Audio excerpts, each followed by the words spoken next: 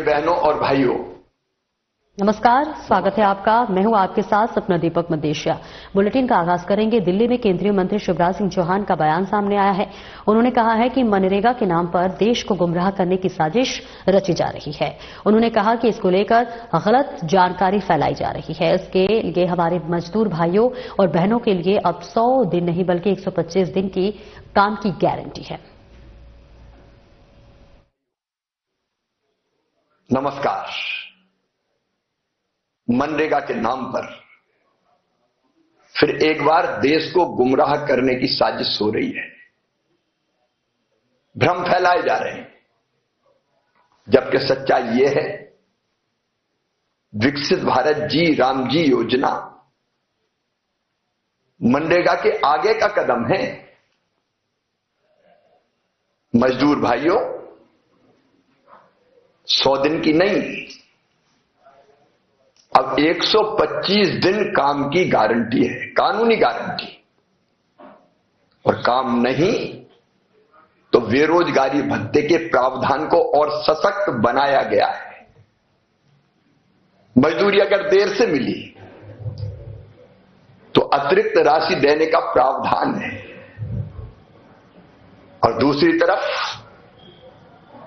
एक विशाल धनराशि जो प्रस्तावित इसी साल है, वह 1,51,282 करोड़ रुपए से भी ज्यादा, ताकि रोजगार देने के लिए पर्याप्त पैसा हो और उस पैसे से गांव का संपूर्ण विकास हो। विकसित भारत के लिए विकसित गांव,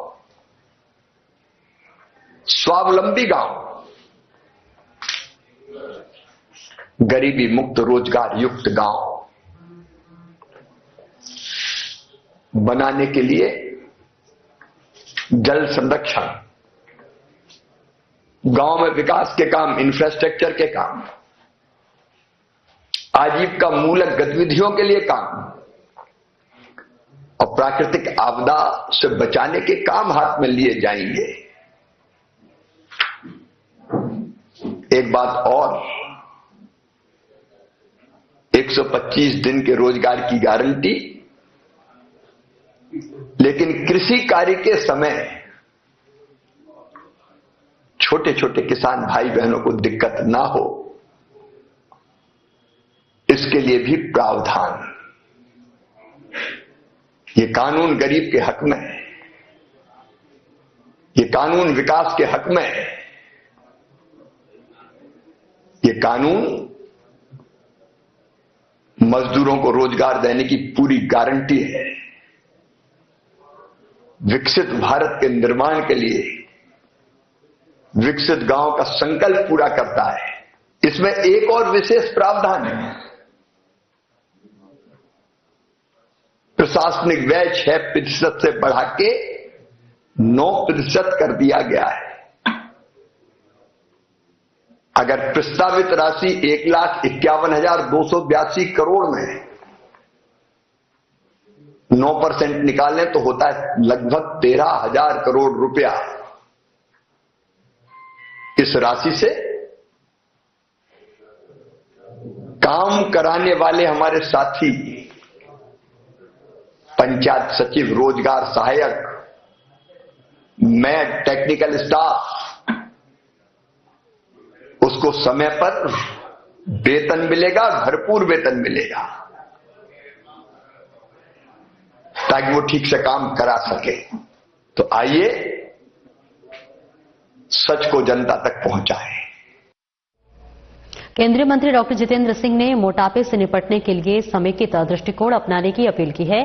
दिल्ली में 2 दिन के लिए एशियन कॉन्फ्रेंस ऑन ओबेसिटी समारोह का उद्घाटन किया गया है। समारोह का मुख्य लक्ष्य मोटापे से जुड़ी समस्याओं का समाधान करना है। इस दौरान केंद्रीय मंत्री ने कहा कि वजन घटाने की दवाओं का समझदारी से प्रयोग करना जरूरी है।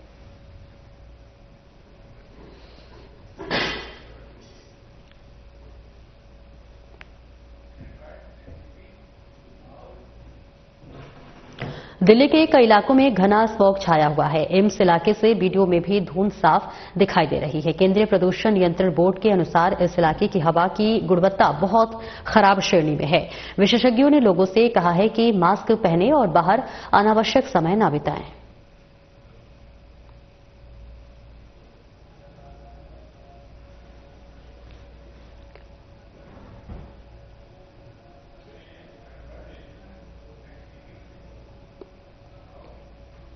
सीबीआई ने दिल्ली में सेना के दीपक कुमार और एक अन्य व्यक्ति विनोद कुमार को गिरफ्तार किया है। जानकारी के अनुसार सीबीआई ने अधिकारी के घर पर तलाशी के दौरान 3 लाख रुपए की रिश्वत और 2 करोड़ रुपए से अधिक की नकदी जब्त की है।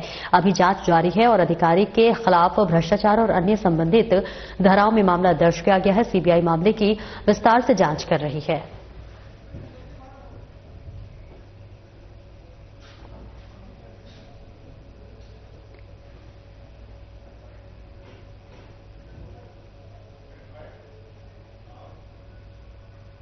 दिल्ली में आज शाम से वेस्टर्न डिस्टर्बेंस और खराब मौसम की संभावना है। ग्रैप 4 लागू होने के बावजूद निर्माण कार्य की शिकायतें मिल रही हैं। मैं साफ कर देना चाहता हूं कि इस दौरान कंस्ट्रक्शन करने वालों के बिल्डिंग्स पर सख्त कार्रवाई होगी और संबंधित जेई व एक्सीएन को भी जिम्मेदार ठहराते हुए कानूनी कार्रवाई की जाएगी। दिल्ली में कोई भी प्रदूषण फैलाने वाली इंडस्ट्रीज और या फिर चाहे ऑथराइज्ड हो या फिर अनऑथराइज्ड चलने वाली नहीं दी जाएगी। हमने व्यापक सर्वे किया और कल से ऐसी इंडस्ट्री को सील करने की कार्रवाई शुरू होगी। दिल्ली के लोगों की सेहत से कोई समझौता नहीं किया जाएगा। हम सभी से अपील करते हैं कि दिल्ली की हवा को साफ और सुरक्षित बनाने में सहयोग करें। में आज शाम से वेस्टर्न डिस्टर्बेंस आने की उम्मीद है। मौसम विभाग के मुताबिक इतवार को कल का दिन जो है यह मौसम बहुत खराब रहने वाला है। ग्रैप 4 लगा हुआ है। इसके बावजूद दिल्ली के अंदर कई जगह पे कंस्ट्रक्शन होने की अभी भी शिकायतें सामने आई हैं। मैं उन सबको कहना चाहता हूं जो दिल्ली के इस मौसम खराब में और कंस्ट्रक्शन करके खराब कर रहे हैं, ग्रैप 4 के बावजूद जो लोग कंस्ट्रक्शन कर रहे हैं, आपकी बिल्डिंगों पर सख्त कार्रवाई होगी। अगर आपने अभी कंस्ट्रक्शन बंद नहीं की, और मैं लोकल जेई और एक्शन को भी बताना चाहता हूं, आपको जिम्मेवार ठहराया जाएगा और आप पे कानूनी कार्रवाई की जाएगी अगर कोई आपके इलाके में बिल्डिंग अभी कंस्ट्रक्शन करती पाई गई। साथ में यह भी बताना चाहता हूं जो पोलिटिंग इंडस्ट्री है उसका हमने एक्सटेंसिव सर्वे किया है और कल से उनके ऊपर भी कार्रवाई होगी। मैं सभी इंडस्ट्री के मालिकों को बताना चाहता हूं, दिल्ली के अंदर कोई भी पोलिटिंग इंडस्ट्री चाहे वो ऑथराइज्ड एरिया में चाहे अनऑथराइज्ड एरिया में पाई गई, उसके ऊपर इतनी सख्त कार्रवाई होगी कि आपकी प्रॉपर्टी को प्रॉब्लम आ जाएगी। इसलिए आप तुरंत अपने पैरामीटर्स को ठीक करिए। दिल्ली के अंदर एक भी पोल्यूटिंग इंडस्ट्री नहीं चलने दी जाएगी। ये दिल्ली के लोगों की सेहत के साथ खिलवाड़ नहीं होने दिया जाएगा।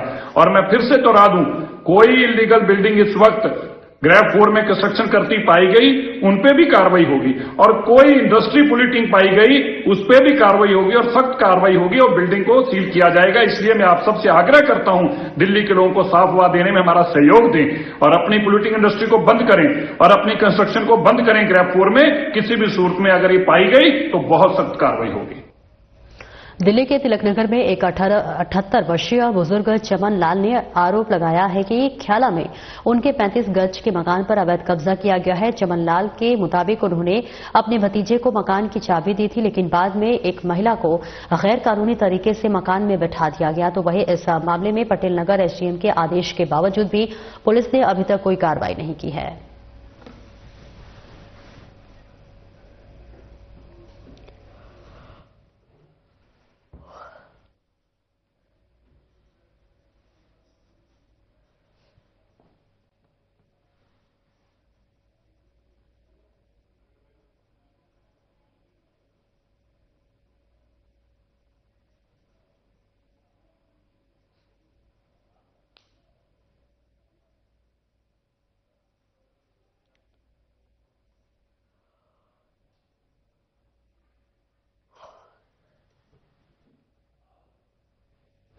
राजधानी दिल्ली के राजघाट में खराब वायु गुणवत्ता के कारण स्मॉग की मोटी परत छा गई है। तो वहीं सीपीसीबी की दी गई जानकारी के मुताबिक राजघाट इलाके के पास आसपास का जो AQI है वो 376 दर्ज किया गया है, जिसे बहुत खराब श्रेणी में रखा गया है।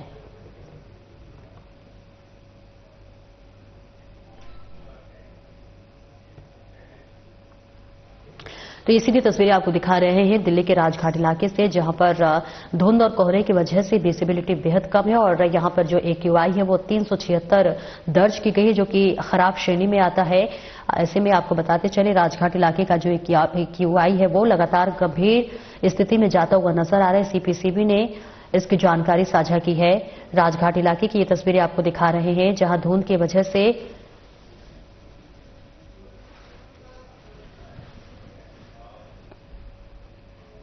और दिल्ली के चाणक्यपुर स्थित India Africa friendship rose garden में आज से 2 दिवसीय वार्षिक शीतकालीन गुलाब प्रदर्शनी की शुरुआत हो गई है।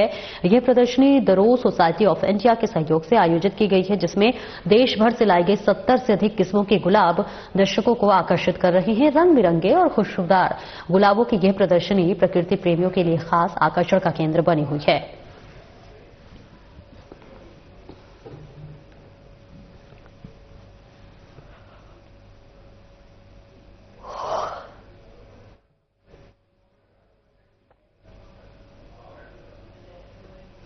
और दिल्ली सरकार ने बढ़ते वायु प्रदूषण पर नियंत्रण के लिए ग्रैफ4 के तहत अपना अभियान और तेज कर दिया है। राज्य के पर्यावरण मंत्री मनजिंदर सिंह सिरसा ने साफ कहा है कि प्रदूषण फैलाने वाले उद्योगों और निर्माण स्थलों के खिलाफ सख्त कार्रवाई की जाएगी। नियमों का उल्लंघन करने वालों पर भारी जुर्माना और आवश्यकता अनुसार काम बंद कराने जैसी कार्रवाई भी की जाएगी। सरकार का यह उद्देश्य राजधानी की हवा की गुणवत्ता में सुधार लाना और आम लोगों को राहत देना है।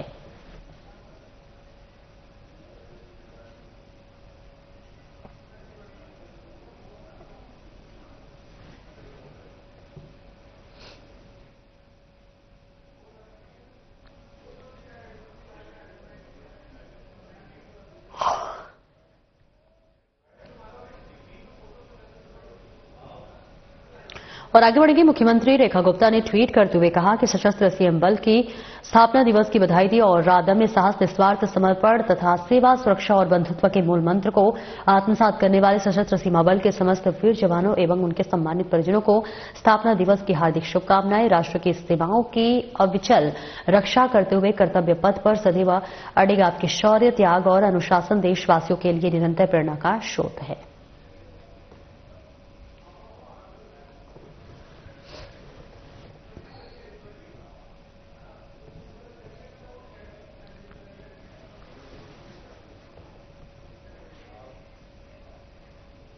मुख्यमंत्री रेखा गुप्ता ने सोशल मीडिया एक्स पर लिखते हुए कहा कि विधि एवं न्याय मंत्रालय के माननीय राज्य मंत्री, संसदीय कार्य मंत्रालय में राज्य मंत्री अर्जुन राम मेघवाल को जन्मदिन की हार्दिक शुभकामनाएं।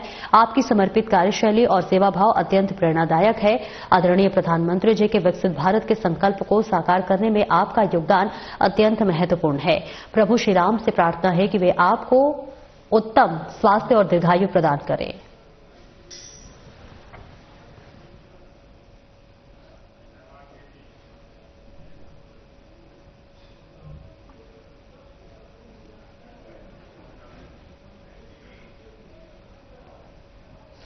पश्चिमी दिल्ली के ख्याला से गंभीर मामला सामने आया है। राजकीय वरिष्ठ माध्यमिक बाल विद्यालय ख्याला में पढ़ने वाले छात्र आर्थन के साथ कुछ दबंग लड़कों ने बिना किसी वजह ईंट और लोहे की रॉड से बेरहमी से पिटाई कर दी। हमलावरों ने मारते हुए वीडियो बनाया और पुलिस के पास जाने पर जान से मारने की धमकी दी। पीड़ित के पास वीडियो सबूत मौजूद है, लेकिन अब तक पुलिस की कोई भी ठोस कार्रवाई सामने नहीं आई है।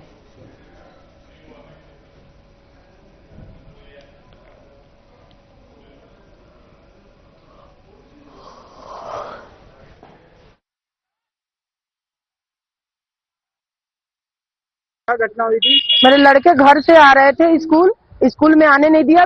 पार्क के पास घेर कर अब 8-10 लड़के मारे हैं, टाके लगे हुए हैं। ना पुलिस कोई कार्रवाई कर रहा है, ना इंस्पेक्टर, ना डीएसपी कोई कार्रवाई नहीं कर रहे। ना स्कूल से कोई प्रूफ मिल रहा है जो नाम कटा है कि नहीं कर रहे। सर नाम काट दिए, लेकिन हमको कोई प्रूफ नहीं मिला है। कौन से थाने में? तिलक नगर थाने में। लेकिन वहाँ से कोई मतलब नहीं आ रहा है जो मतलब गाड़ी कर रहे हैं, हमको पकड़ रहे हैं। ना हमारा FI दर्ज हुआ है, ना कुछ हुआ है, ना हमको कोई प्रूफ मिला है। हमको इंसाफ चाहिए। हमारे लड़के को कल जान से मार देगा तब इंसाफ मिलेगा। बीजेपी नेता गौरव भाटिया ने नेता प्रतिपक्ष राहुल गांधी पर निशाना साधा। उन्होंने कहा कि संसद का सत्र चलने के बावजूद राहुल गांधी विदेश घूमने जाते हैं और वहां हर्टी स्कूल में कॉर्नेलिया वालिस वोल से मुलाकात करते हैं। भाटिया ने राहुल गांधी पर जॉर्ज सोरोस को लेकर भी निशाना साधा। प्रेस वार्ता 2 अहम बिंदुओं पे है। पहला है विदेशी धरती पर जाकर भारत को बदनाम करना, जो भारत विरोधी शक्तियां हैं उनसे मिलना, ये काम और कोई नहीं भारत के अपरिपक्व नेता प्रतिपक्ष राहुल गांधी कर रहे हैं। और ये बेहद ही चिंताजनक भी है और भारत के नागरिक इससे आक्रोशित भी हैं। दूसरा बिंदु, पश्चिम बंगाल में जिस तरह से ममता बनर्जी के इशारे पर सांप्रदायिक राजनीति की जा रही है, भगवान राम का अपमान करके हिंदुओं की भावनाओं को आहत किया जा रहा है, इससे हर हिंदू को बहुत पीड़ा भी है और वो आहत भी है। सबसे पहले बात करते हैं नेता प्रतिपक्ष जिनकी प्रमुख जिम्मेदारी भारत की राजनीति में, और जब संसद का सत्र चल रहा था तो संसद में रहने की थी, लेकिन वो विदेशी भूमि पर जर्मनी जाते हैं और जर्मनी में हर्टी स्कूल है, वहां पर मिलते हैं कॉर्नेलिया वॉल। ये तस्वीर लेके मैं आया हूं और मैं इसके बाद आपको विस्तृत जानकारी भी दूंगा। ये राहुल गांधी हैं, उनके बगल में है डॉक्टर कॉर्नेलिया वॉल।